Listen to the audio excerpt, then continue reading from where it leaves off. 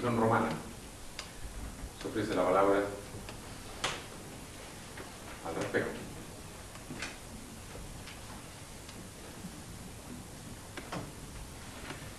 Yo quisiera entonces, si usted me permite, en algo conversamos, plantear esta duda.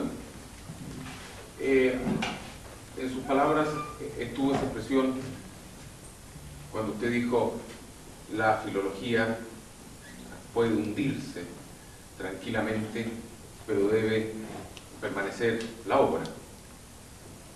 La consulta mía es hasta dónde podemos llevar, o cuál es el alcance más completo que le podemos dar a esa expresión. Bueno, naturalmente que he tratado de diseñar con la expresión la extrema polarización, pensando en la filología como una etapa industrial, entre comillas, de elaboración crítica, que tiende a abandonar la res semántica, porque la filología se ocupa de la res semántica, para diferenciar de otras ciencias, como la arqueología, la epigrafía y otras que no voy a mencionar, que tienen delante otra clase de fenómenos, de objetos y eventos.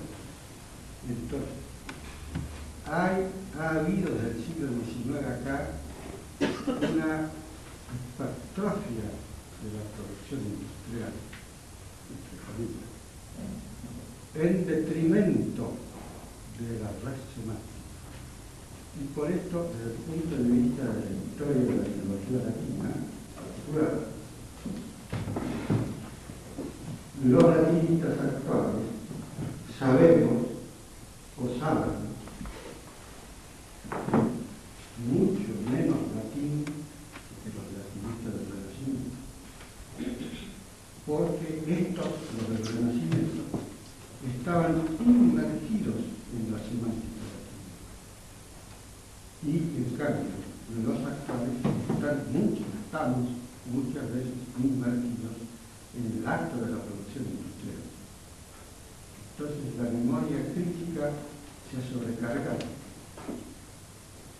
El problema fue que plantea la expresión, repito, subrayada, es si no es menester volver a inmergirse en la red semántica, porque puede acontecer lo que Cicerón dice también en el de la República, que se cumplan los ciclos ineluctables de una memoria que se hace obsoleta. El oído obsoleto, dice él, poniendo el ejemplo de los que viven junto a las cataratas. El oído obsoleto del hombre que ya no oye las armonías pitagóricas. También por elementos que el orador describe, entre ellos exustiones et eluviones, es decir, los incendios y las inundaciones, el perecimiento de la memoria, por lo que Cicerón indica el reinicio. En esta perspectiva está América, pero además está en la perspectiva de América, de nuestra América, porque el destino de nuestra América es reiniciar un ciclo innovante del pensar original, lo que no podrá acontecer, según mi tesis, sin esa inmergirse en la red semántica. Desde este punto de vista, es mucho más importante, entonces, la Eneida que todos los escolares, desde Servio a Hannes, o a cualquiera. No sé si le contesto. Sí. Señora Carranza. Profesor, esta mañana usted habló de categorías sacrales y habló a propósito de esta categoría sacral, dijo, son una existencia más fuerte.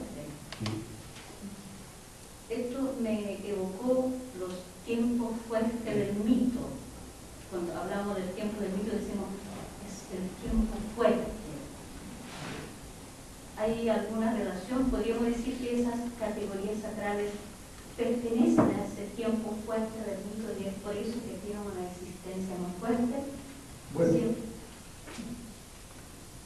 sí, se puede pensar, pero se traslada la expresión más fuerte a un orden de realidades que es lo que usted dice, los tiempos del mito. Mi problema... Sí, no estoy hablando del tiempo del mito en sentido cronológico, sino No, que al espíritu del mito. Entiendo, pero mi problema es que subrayar nuevamente el aspecto semántico, la existencia semántica, por eso dije existencia semántica. Lo que dice Propersio, sacra faci vates sintora parentia sacri. Sacra faci vates. El vate hace lo sacra. Traducen mal cuando dice el poeta hace un sacrificio. No, no dice. El vate hace sacra, lo sacro. Sintora parentia sacri. Sean los labios favorables al sacro. Y el poeta construye este hexámetro con la misma palabra inicial y final. Sacra, faci, vatus, sintora, parentia, sacra. Pero ¿qué es lo que hace el vate? Que Propersio llama sacra. Y su propia poesía. Las elegías de Propersio son los sacra. Para explicar entonces, en la noción de sacralidad romana, hay algo que Propersio traslada al acto poético, es decir, a la existencia semántica. De ahí, usando una expresión de Rilke, llamo a esa existencia stärkeres Erscheinung, la existencia más fuerte, que el propio poeta lo dice en la novena elegía. Que eso que hace el poeta es evanescente, al parecer. Del ser más evanescente es el hombre. Esa sería la... Bueno, si usted quiere completarlo o incluirlo en lo que usted considera el tiempo del mito, no hay inconveniente.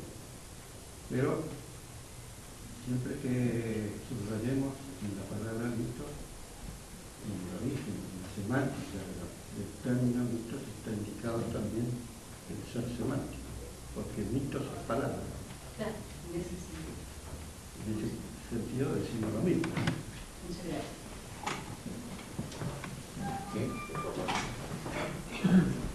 Profesor, una consulta sobre el sentido de numen. Algunos autores modernos han interpretado numen como una fuerza mágica y lo han comparado con el concepto tomado de la antropología alemana.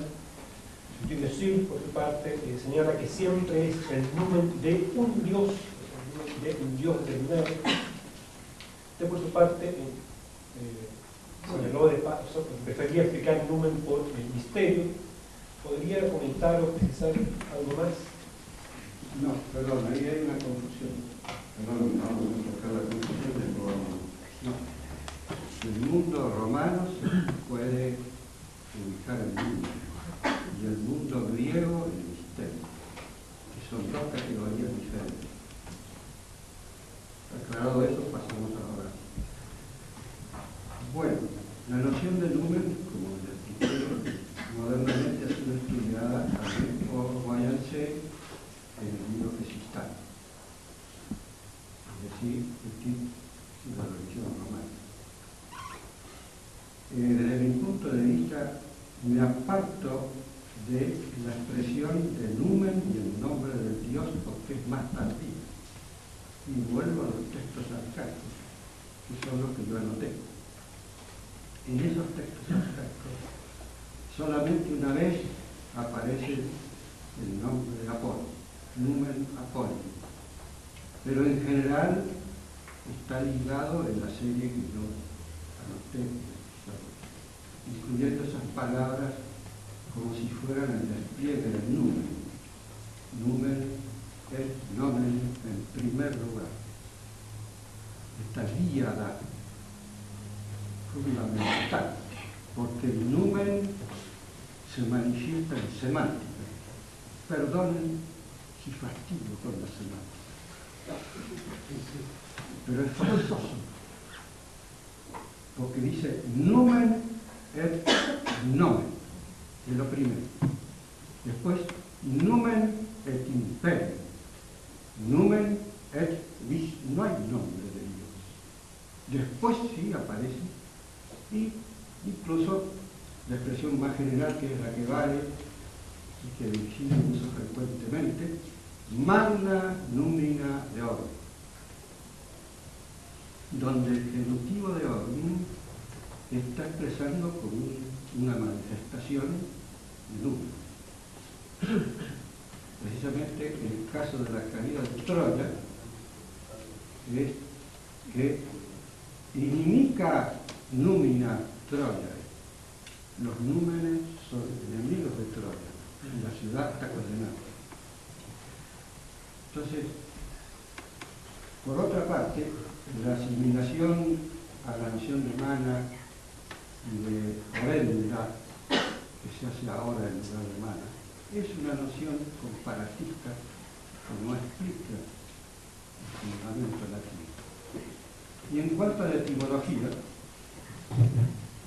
es difícil llegar a una conclusión en las soluciones que se han dado, vinculado a nous griego y al verbo numo, en el sentido de la inclinación local. Y además, el sustantivo numen forma parte de un grupo de sustantivos de la tercera que tienen una composición muy característica, donde la raíz parece indicar un centro de radiación. Por ejemplo, lumen. Por ejemplo, numen. Por esto es que de este ángulo sostengo con que el numen se manifiesta en el imperium se manifiesta en Roma. Y Roma es el nombre del numen, el absoluto nombre. Numen et nomen es igual a Roma. En el orden de la manifestación histórica. Entonces esto hace diferente la concepción del numen romano. No sé si le he contestado, queda alguna zona de la pregunta. Y este aspecto pues es diferente del misterio griego. Totalmente.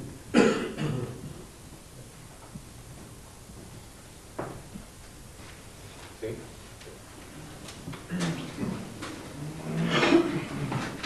Me gustaría, doctor, oír de usted algo sobre la estructura de la oración romana, la cual se refirió al hablar de la oración de turno y de liso. Sí, en primer lugar, he subrayado el tema de la plegaria. Usemos esta palabra para no confundirnos con los semánticos de la ciencia. La plegaria, tal como aparece en la Eneida, desde la primera plegaria del libro primero, el libro de la tormenta, y sucesivamente hasta el final de la obra, las diferentes plegarias que podemos encontrar. En algunas de ellas, Virgilio toma aspectos de la vieja plegaria romana y en otros innova poéticamente.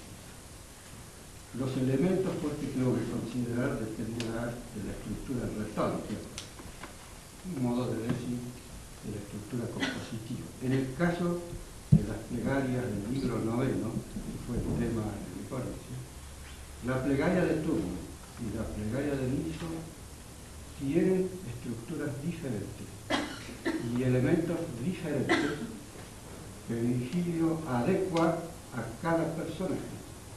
Turno es un tanto, es un rútulo.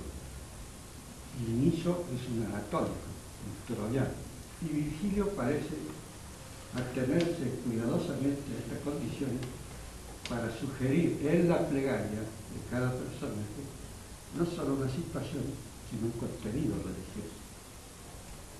Ahora bien, uno de los temas más interesantes para analizar en el caso de Virgilio, y más concretamente de la Eneida, como conversábamos, es justamente tomar la línea de las plegarias, o de lo que se acerca a la plegaria, y construir una suerte de corte temático que permita estudiar la estructura del libro, la composición, etcétera, etcétera.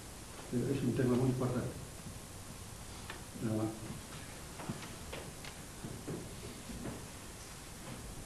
Entonces, Sí. Normalmente tengo que excusarme que no haya escuchado su ponencia, ¿no? Pero yo quisiera a ver si puedo intuir algo. Por ejemplo, tomar la palabra beatitud, que queda totalmente, se me ocurre, dentro de lo que es el mundo religioso. Y ver cómo esa palabra en esta, usted usaba el término sumergirse, inmergirse, ¿verdad? Nos permitiría tal vez vislumbrar mucho de lo que es la religión romana, ¿no? Más que la lectura de una descripción de dioses, etc. Por ahí va la cosa. Por ahí va la cosa siempre que hagamos los combinatorios correspondientes. No se trata de un vocabulario específico pero el vocabulario religioso específico permite ir a los combinatorios. Las combinatorias que yo hablo no tienen límite. Esa es la virtud filológica. En cambio, las combinatorias, las otras ciencias auxiliares tienen un límite impuesto por el fenómeno. Sobre todo se trata de lo que yo induzco en el lenguaje poético, me inmerjo en una combinatoria sin límite como era el lenguaje poético. Entonces tengo que combinar a su nivel lo que deduzco de la historia del vocabulario y lo que dice que está más cerca de la experiencia religiosa, por ejemplo, Virgilio. Justamente lo que explicaba, perdónenme que hablar de nuevo. Sí. Al explicar el término divinario. Justamente, hoy examinaba el primer párrafo del diálogo de Cicerón para explicar la noción religiosa de divinario, que la interposición del latín cristiano y luego del romance ha generado una palabra que nos aparta semánticamente, que es adivinación. Nada que ver con divinario, aunque adivinación salga de divino. Entonces, usando de la mano de Cicerón, nos inmergimos en la divinidad, que es lo que Cicerón propone. Y Cicerón, para inmergirse en la divinidad, y de ahí la importancia del testimonio, tiene que recurrir, por ejemplo, a él mismo. Y citar un largo fragmento de la fundación de Roma, naturalmente, que lo que yo voy a decir es de luego controvertido, ¿no? Absolutamente controvertido. Ese fragmento de Enio vale más que todos los resultados arqueológicos. Por ahora, como dice Pierre Balancet, que la lectura filológica del texto hace recorrer un camino más directo, más seguro y más alertado que todo lo que pueden proporcionar las ciencias auxiliares, aunque las ciencias auxiliares son absolutamente necesarias e importantes para suplir lapsos, aspectos, pero de ellas no puede salir la inteligencia semántica. Si no tuviéramos a Homero, no comprenderíamos el Partenón. De manera que, y esto lo que quiero insistir, tesis, repito, controvertida. No de los monumentos romanos y de la grandeza política de Roma surgió el imperio. No, el imperio surgió del latín. El imperio es una creación semántica.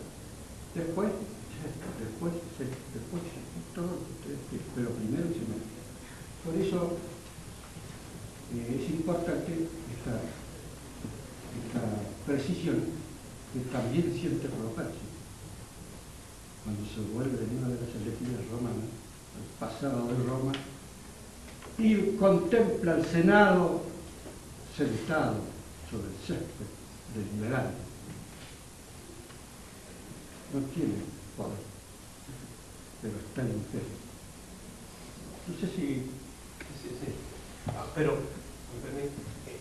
lo que usted señala ahora abre mucho, bueno, siempre es así, ¿no? Abre muchas otras cosas, porque yo establezco aquí una relación con posiblemente lo que Arbea señaló en el comentario de Lorenzo Banco.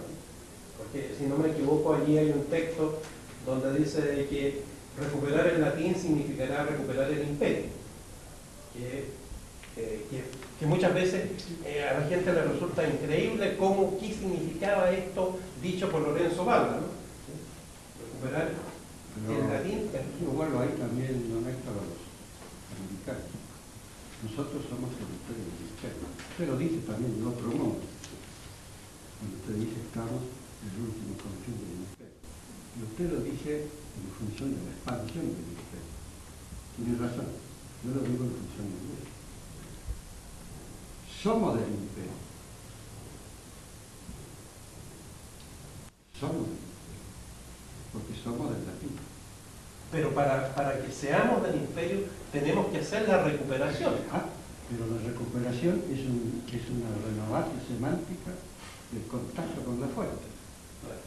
Y justamente ahí debemos evitar las interposiciones o los sustitutos. Pero estamos, uso nuevamente los neologismos, inmersos.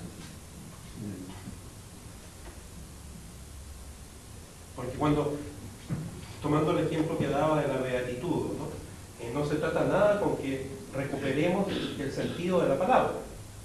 ¿No? Se trata, yo entiendo, de que tendríamos que recuperar el sentido de la palabra dentro del contexto religioso. Bueno, eso lo vamos construyendo justamente por las combinatorias. Ya, porque en este momento, dentro de un contexto religioso, tal vez lo que para la mayoría de la gente, en último instancia, propondría como combinación, para usar el término que usted trabaja, ¿no? Indispensable, es la felicidad. Sí, Ernesto. Hoy día se propondrían muchas otras cosas como elementos fundamentales. Volviendo a la etimología de la palabra, que es del verbo veare, hoy a la gente se le propone abrir la boca, quedar con la boca abierta ante lo monstruoso. Eso es lo contrario de la beatitud. Y sigue usando la palabra. Porque beatitud viene de un verbo que indica quedar suspendido. Como el producto de la admiración. Y solo eso es, bueno, exagera y corresponde a la beatitud. Porque esta es justamente es un término ciceroniano de mucha importancia. Cicerón sustituye la noción griega. ¿Cómo se dice beatitud en griego? Makarios. Bueno, totalmente diferente, totalmente otra noción. Entonces, Cicerón se esfuerza por mostrar con esta palabra muchas cosas que tuvo. ¿Sería el nuevo griego, el beare? El nuevo. ¿Cómo? ¿No sería el nuevo griego, el beare? Bueno, pero la palabra griega que, sí, por supuesto que griega muchas palabras, pero la palabra que corresponde en la estricta designación de los objetos que propone la beatitud es esta, bueno, el sustantivo macariote. Sí. Pero porque viene del epíteto que está aplicado a los dioses.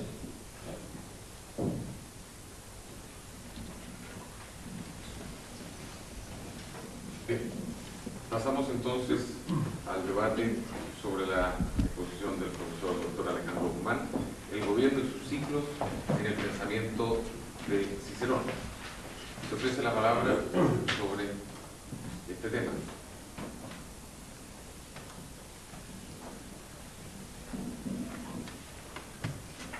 Claro, yo no he acabado de hablar, que tengo que hablar. Que no hablar ahorita. Adelante. Sí, yo simplemente voy a pedirle al profesor Guzmán que me ha quedado una inquietud. Sí, en precisión. ¿Cuál es entonces lo que sería esencial en el pensamiento político de Cicerón? En definitivo, podría resumir, porque no me quedó claro. Es decir, usted hizo todo el trasfondo orgánico, los pasos por ese trasfondo, al diálogo. Bueno, perfecto. Pero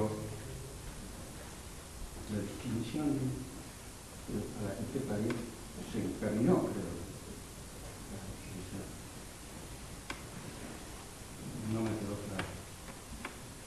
No sé si, bueno, no presté la atención suficiente, pero se escapó, o no lo presté. Pero yo le pediría que usted resumiera una palabra. Bueno, de acuerdo con esto, lo esencial del pensamiento político de Cicerón en cuanto a los ciclos está, o no tiene nada.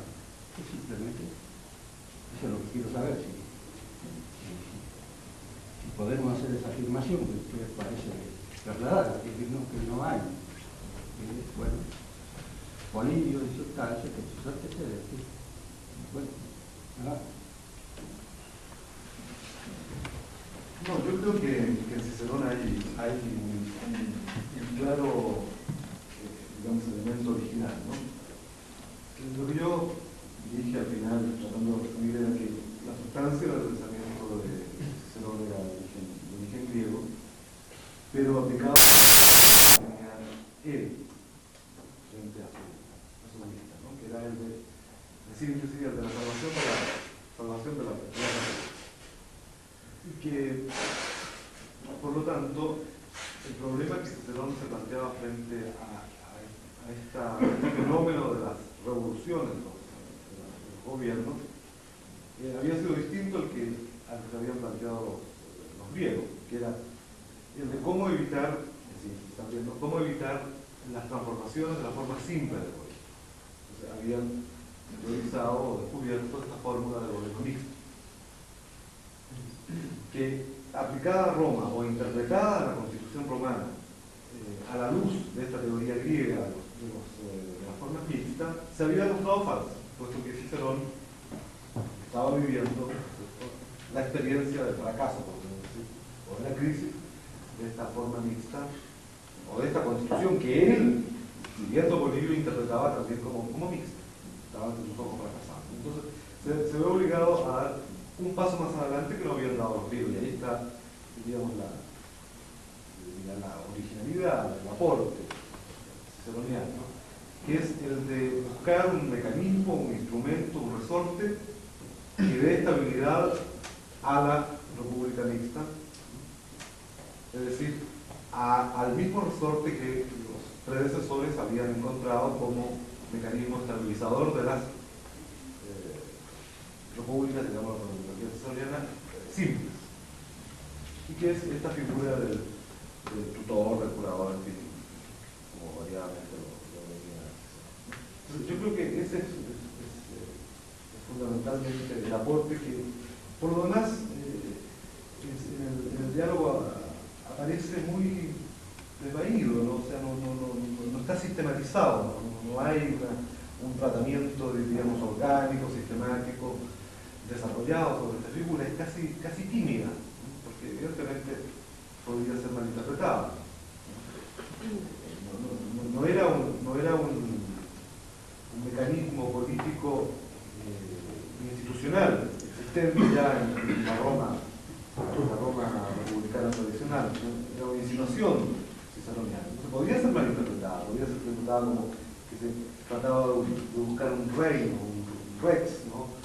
El nombre odiado para los romanos, ¿no? Que se trataba de crear bajo otro nombre la figura de la dictadura, que también en los tiempos de Sila se había especificado absolutamente. Pero eso aparece tímidamente expresada. Pero yo creo que ahí está el aporte ciceroniano, el aporte teórico ciceroniano, en esta república mixta que ya se demostró inestable, hay que estabilizarla con este moderador que impide el desequilibrio de los distintos elementos. Me parece que si tuviera que sintetizar el aporte teórico de Cicerón, yo diría eso, ¿no?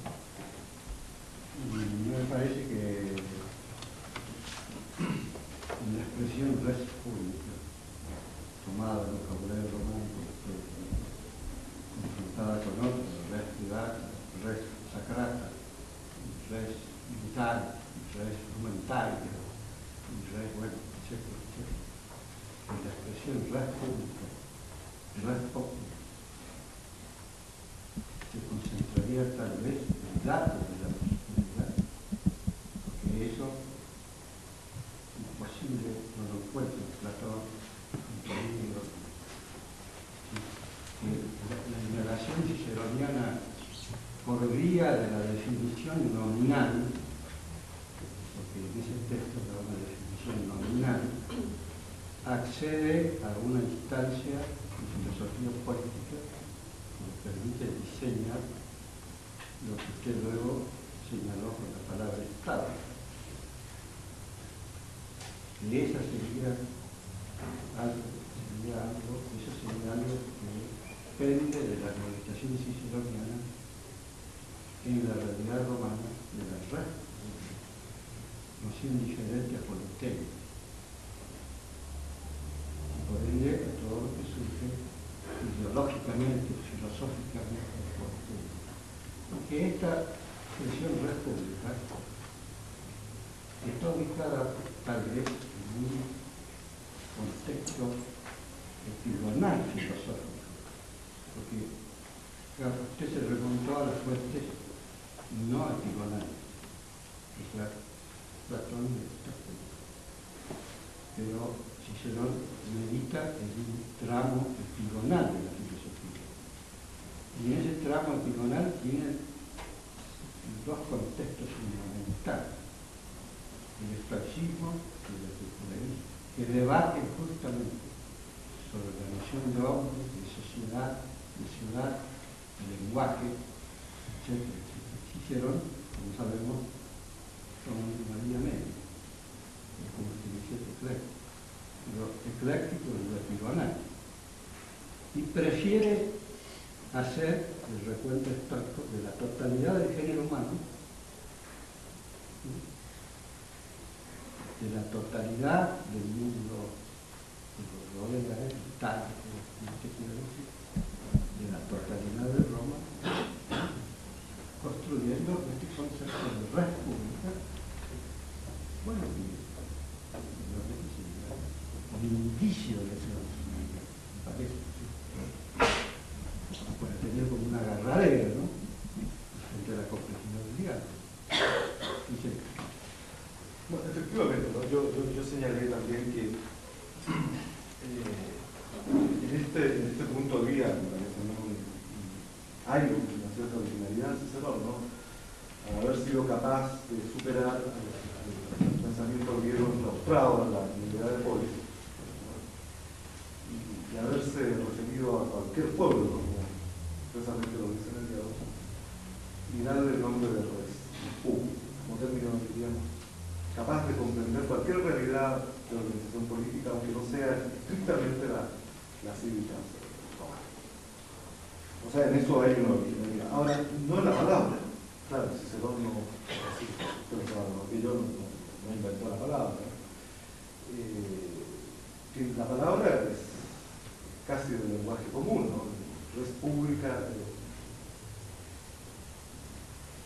res pública, etimológicamente. Es el adjetivo publicus, es el adjetivo de populus, ¿no? Etimológicamente, como tal, usada digamos, en un lenguaje muy anterior a Cicerón, ¿no? De modo que es decir, hay una originalidad de pensamiento, de aproximación, de enfoque, de visión de las cosas políticas, digamos así, ¿no? Ahora, claro, yo no sé si a su vez, yo le entendí bien o no lo que quería decir, pero no es la palabra, ¿no? Que sobre la base del lenguaje no se construye una filosofía. Ninguna filosofía se construye sobre la base del lenguaje de los diálogos platónicos del griego culto. Pero sobre esa base hay una penetración de la realidad. En el caso ciceroniano, en el lenguaje latino, en su momento culto, en la lengua latina urbana, la expresión res publica es el fundamento de una filosofía política. Por eso la definición res populi, y luego la definición de populus, porque dice populus, altero, non omnis coetus, omnium, modo congreatus, sed coetus, multitudinis, juris consentus. Hay una variación, cuando dice hominum, cuando dice multitud. Se está construyendo sobre la base del res publica, generando un pensar político que abarca a los hombres, a los grupos humanos, a la ciudad. Y de la ciudad, elevándose nuevamente por dos datos.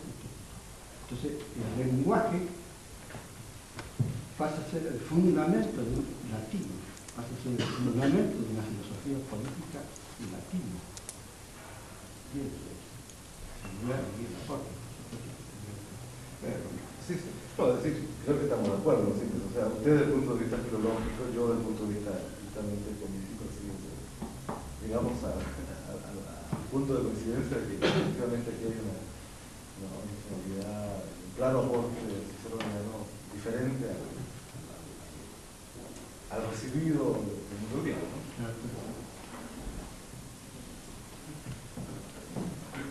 Creo que también una reflexión alrededor del concepto de autoritas podría contribuir bastante, porque es uno de los conceptos que maneja Cicerón ahí. Sí, claro. Claro, esta figura del punto república, basado no en la potencia, sino en la autoridad. Ahí está. El texto que usted citaba es de Oficio. No es público. Pero hay uno casi similar al Sí, porque el concepto aparece varias veces, pero este texto pertenece a Yo quería hacer también dos preguntas. Una, de un punto que me parece muy central dentro de lo que fue la ponencia, y es si esta idea, o hasta qué punto, esta idea de república mixta, debiera o podría ser entendida como república mixta romana. Y en esa perspectiva, verla como muy anterior a Polibio mismo. Vale decir que cuando Polibio menciona esta condición de esta república mixta, no sorprende a nadie dentro del ambiente romano. Quizás el más sorprendido sea él de esta capacidad de construcción que han tenido los romanos. Entonces, la idea de república mixta romana sería ya un ejercicio histórico de los romanos mismos de larga data. El tribuno de la plebe, uno de los fundamentos de esta idea de república mixta, ya está en funciones hace tiempo. Entonces, si más bien la fuerza de Polibio es haber podido unir dos vertientes, una romana que trae esta idea de república mixta y una forma de división, o sea, una forma de interpretación de los ciclos de los gobiernos griegos, que incluso en el texto de Polibio se ve un quiebre cuando él describe esta anaciclosis. Después quiebra el texto y sigue con esta república mixta que sería a lo mejor o por dónde podríamos ir para ver si efectivamente es romano. La idea que un poco tiene, o yo creo que podría aparecer en el mismo Cicerón, que lo prolonga más desde atrás en Roma, y después el mismo. Esa sería una pregunta, no sé si.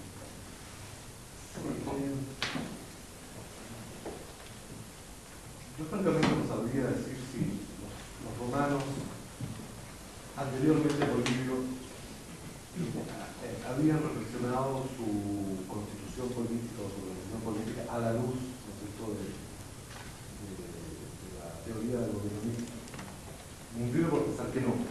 Es decir, se trata de una teoría política, de una construcción política del pensamiento griego, bueno, construcción política basada a su vez en experiencias políticas del mundo griego. El ejemplo típico de construcción mixta era el de Esparta. Los propios griegos Bolivia no menciona, ¿no? Esparta es un ejemplo de construcción mixta. Pero en fin, sobre este hecho político, digamos, el pensamiento desarrolla toda una teoría que es lo que llamamos la constitución mixta. Que yo francamente no creo que los romanos la hayan conocido antes de Polibio, o la hayan utilizado para implementar su propia organización política, aun cuando en los hechos históricos esa constitución que ellos tenían mucho tiempo antes de Polibio pudiera interpretarse a la luz de esta teoría. Es una teoría griega, por lo tanto, que un griego como Polibio utiliza al encontrarse con Roma. Y dice, bueno, ¿qué tenemos aquí? ¿A qué responde? Es una forma mixta, que es lo que explica el gran éxito alcanzado por Roma, según lo que comentaba en la exposición. Ahora, dicho sea verdad, hay que reconocer que en esta interpretación griega de un hecho no griego como era la Constitución romana, hay un evidente forzamiento a la realidad. Porque, bueno, uno puede aceptar que el Senado ya se acerca a los conceptos de aristocracia griega, ¿no? Los comicios populares, en fin, pueden asemejarse a las asambleas populares de las ciudades griegas. Pero evidentemente la pareja de cónsules no calza con la teoría de la monarquía, que por definición es el gobierno de uno. Eran dos cónsules, y con el mismo poder, capaces de anularse mutuamente con el veto, la intercesión. Bueno, aquí la teoría falla, ¿no? Y Polibio no toma en cuenta el tribuno de la plebe. El tribuno de la plebe no tenía un poder fundamental, sino un poder negativo, ¿no?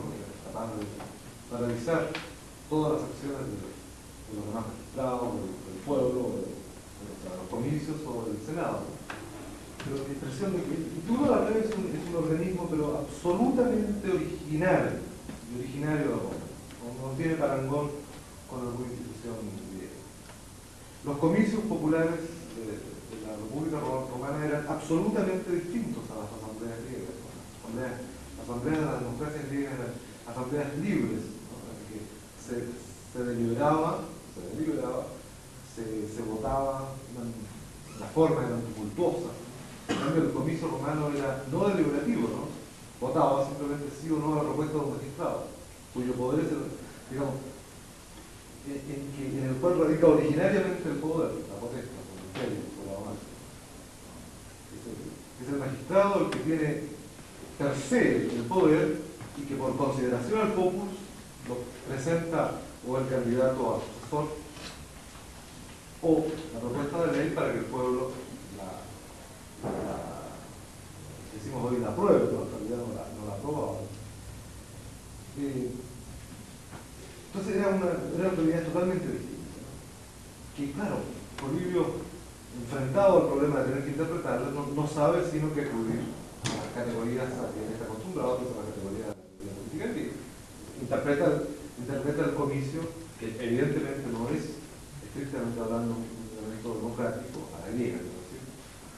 Es una teoría general, abstracta, moderna de la ciencia política, podemos decir, bueno, es un elemento democrático, ¿no? Pero en el sentido histórico no es. Interpreta esta realidad política a la luz de la categoría griega, bueno, aquí hay un elemento democrático. El Senado lo interpreta como elemento aristocrático, y los cónsules forzando absolutamente la realidad lo interpreta como gobierno moral. Entonces, en síntesis, es nada más que una visión de un extranjero culto, un acervo de cultura política que tiene detrás, para interpretar, para coger una realidad que realmente era inasible a la luz de las categorías griegas.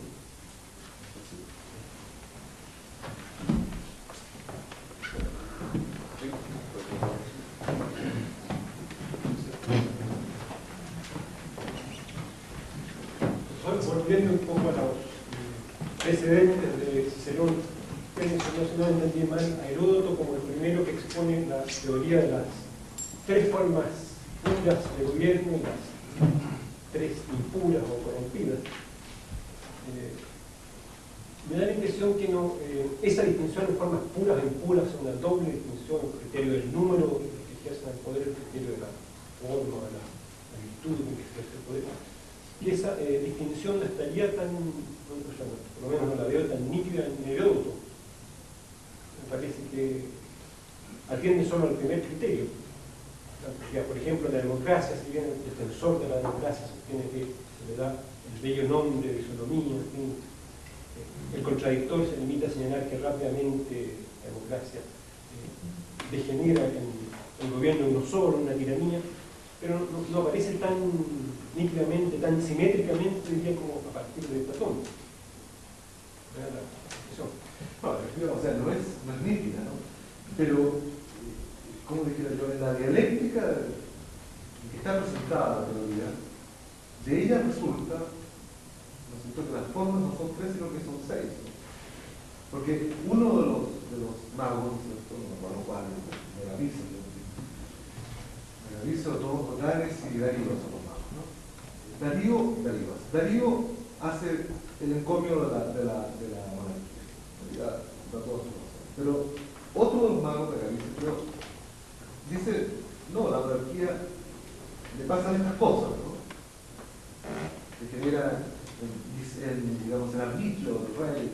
Entonces, claro, Darío representa, al hablar de Darío se está hablando de la forma pura, la monarquía. El gobierno de uno, bueno, la monarquía. Y al hablar de Galicia contra la monarquía, se está hablando del gobierno malo de uno, del tirano. Y después él mismo hace la apología de la aristocracia. Pero viene el tercer mago y dice, no, la aristocracia tiene tales problemas.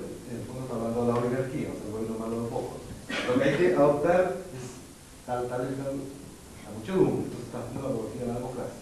Y viene el otro mago y dice, no, el gobierno de los muchos tiene tales efectos, y en el fondo está hablando de la democracia mala. O sea, en ese sentido, dentro de la dialéctica del diálogo y algo así, aparece, ¿no? Resulta que en el fondo Heródoto está exponiendo las seis formas de gobierno, las tres buenas y las tres malas, ¿no? Aun cuando efectivamente lo hace, por supuesto, no hace una teoría estricta y severa y precisa como la Platón, el político y los políticos, ¿no? Pero resulta de ella lo de las seis formas, ¿no? O sea, no son tres, sino seis. Por ese mecanismo literario. Sí.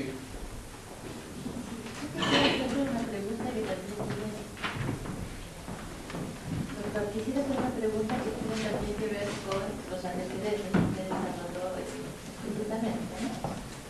No sé si comprendí bien, pero me quedó la impresión como que la meditación griega tendría como causa casi desencadenante, lo que usted llamó como una angustia psicológica, ¿no? Frente a una decadencia de estas formas puras, ¿no? La pregunta es si no habría quizá que insertar esta meditación política en un marco más amplio, ¿no? Que explique la pregunta. Si pienso, por ejemplo, que tiene que ver en última instancia la pregunta por lo político, creo, con la pregunta por el hombre, ¿no? Es que había una coincidencia, dado que el hombre griego fundamentalmente solo posible en este marco físico y espiritual que es el marco de la polis, ¿no? Entonces, quizá pienso también, no sé, la posibilidad de, si esto fuera posible, vamos a reducir el pensamiento político de Platón, que usted cita, y yo diría que la ecuación es paideia política, ¿no? Entonces, quizá esta meditación no habría que incluirla en una reflexión más amplia que apunte a la totalidad del hombre y su relación con la polis, ¿no? No solo en la preocupación por la decadencia de estas formas puras o el problema de la estabilidad con los no sé si... Bueno, dos cosas. Lo segundo que usted dice, por supuesto, así, la reflexión política queda inserta en una reflexión más amplia. Pero a lo que yo apuntaba cuando hice esa afirmación,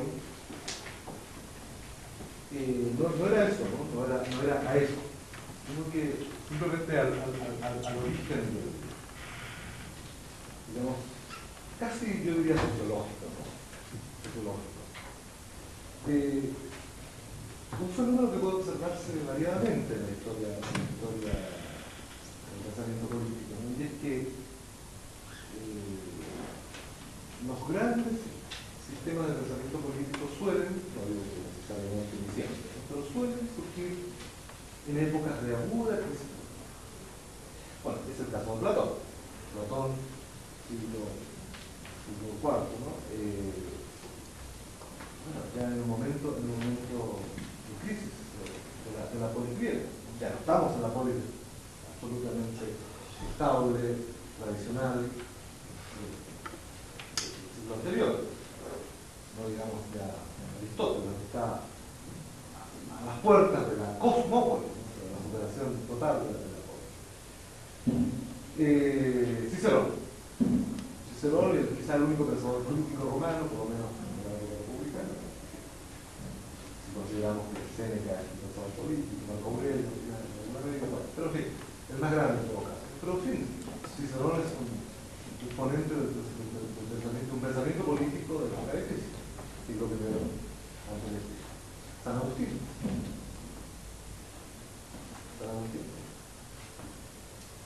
La época del término del fin de la antigüedad. En fin, ciertamente se me podrá mencionar a Santo Tomás, que medida podría decir que es un siglo de crisis, ¿no? Ya dije que es una tendencia, no una ley fatal, ¿no? Todo el pensamiento político del siglo XVIII no se va a también pensar dentro del problema de la crisis del Estado Unidos. Entonces a eso apuntaba yo, ¿no? Que es como el impulso inicial, ¿no? Como el impulso inicial, no digo yo que sea realmente lo que explica. Lo que pasa es que por la pregunta por lo político, Platón probablemente se vio llevado a todo lo demás. No puede tiene mucho menos, ¿no? Pero sé que hay tesis en ese sentido. Platón, antes que todo, fue un hombre político, ¿no? Por impulso político que se vio llevado a hacer filosofía.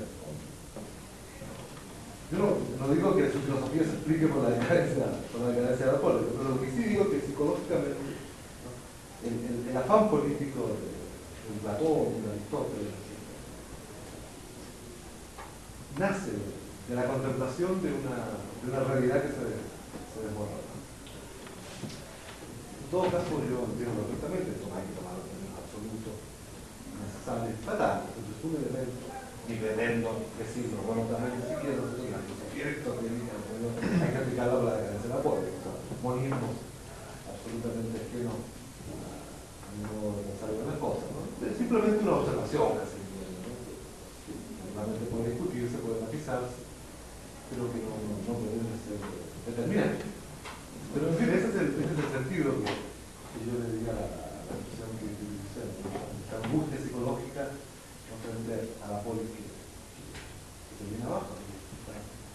El máximo pensamiento político griego nace en el momento en que la realidad sobre que ellos no efectivamente la polis Esa es la paradoja curiosa.